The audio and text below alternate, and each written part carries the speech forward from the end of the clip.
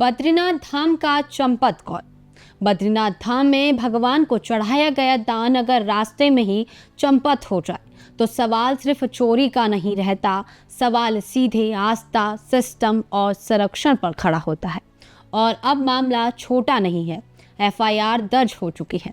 बद्रीनाथ धाम, जहां देश दुनिया से करोड़ों श्रद्धालु सिर झुका कर आते हैं, जहां भक्त अपनी मेहनत की कमाई भगवान के चरणों में समर्पित करता है, उसी धाम में दान और भेंट राशि से जुड़ी कथित हेरा फेरी ने पूरे सिस्टम को कटघरे में खड़ा कर दिया है। मुख्यमंत्री पुष्कर सिंह धामी सख्त हुए। सरकार ने 3 सदस्यीय जांच कमेटी बना दी। मकसद साफ है, दूध का दूध और पानी का पानी होना चाहिए। लेकिन बड़ा सवाल यहीं से शुरू होता है। जब 8 जुलाई 2026 को कोतवाली श्री बद्रीनाथ में एफआईआर दर्ज हो चुकी है, जब मामला भारतीय न्याय संहिता की धाराओं तक पहुंच चुका है, तो क्या सिर्फ 3 सदस्यीय जांच कमेटी काफी है? क्या बद्रीनाथ जैसे विश्व प्रसिद्ध धाम में कोई एक कर्मचारी अकेले दान और चढ़ावे में हेरा फेरी कर सकता है? दान पात्र कौन खोलता है? गिनती किसकी मौजूदगी में होती है? रजिस्टर में एंट्री कौन करता है? सीसीटीवी कौन देखता है? जमा प्रक्रिया पर किसके हस्ताक्षर होते हैं? और सबसे बड़ा सवाल, निगरानी करने वाले तब कहाँ थे?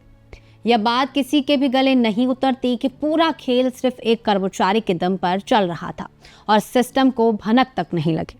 अब जांच सिर्फ कर्मचारी तक सीमित नहीं रहनी चाहिए। सीसीटीवी फुटेज तत्काल सुरक्षित होने चाहिए। सिर्फ फुटेज देख लेने से काम नहीं चलेगा, उनकी फॉरेंसिक जांच होनी चाहिए।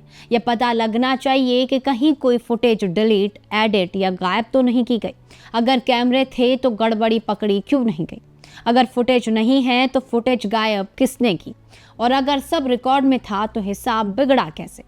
बद्रीनाथ धाम के चंदे और भेंट सामग्री का हाई लेवल ऑडिट होना चाहिए। कितनी धनराशि आई, क्या क्या भेंट सामग्री आई, रिकॉर्ड में क्या क्या चढ़ा, बैंक या खजाने में क्या जमा हुआ और कहां कहां अंतर है, पूरा हिसाब जनता के सामने आना चाहिए। राम मंदिर दान चोरी मामले ने देश को पहले ही दिखा दिया कि धार्मिक स्थलों की दान व्यवस्था में सेंध लगे तो जांच गहराई तक जाने पर कई चौंकाने वाले खुलासे हो सकते हैं। ऐसे में सवाल उठना लाजमी है कि क्या बद्रीनाथ धाम में भी विस्तृत जांच हुई तो कई बड़े चेहरे बेनकाब होंगे?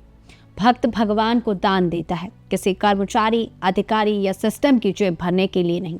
बद्रीनाथ का चढ़ावा श्रद्धा की पूंजी है। इस पर हाथ डालना सिर्फ चोरी नहीं, करोड़ों श्रद्धालुओं के भरोसे से विश्वासघात है।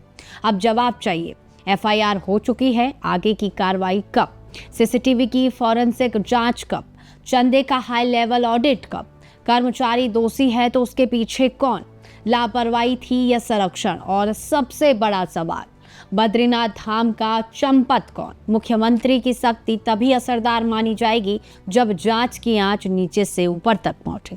दोषी छोटा हो या बड़ा, कर्मचारी हो या अधिकारी, संरक्षण देने वाला कोई बड़ा चेहरा हो या आंख बंद करने वाला जिम्मेदार, किसी को बख्शा नहीं जाना चाहिए।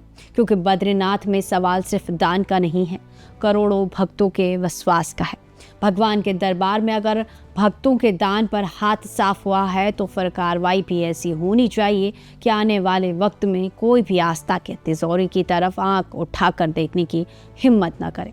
तो चलिए फिलहाल के लिए बस इतना ही। बने रहे उत्तर भारत लाइव के डिजिटल प्लेटफॉर्म पर और इस खबर पर आपकी क्या राय है बेबाकी से कमेंट बॉक्स में साझा करें।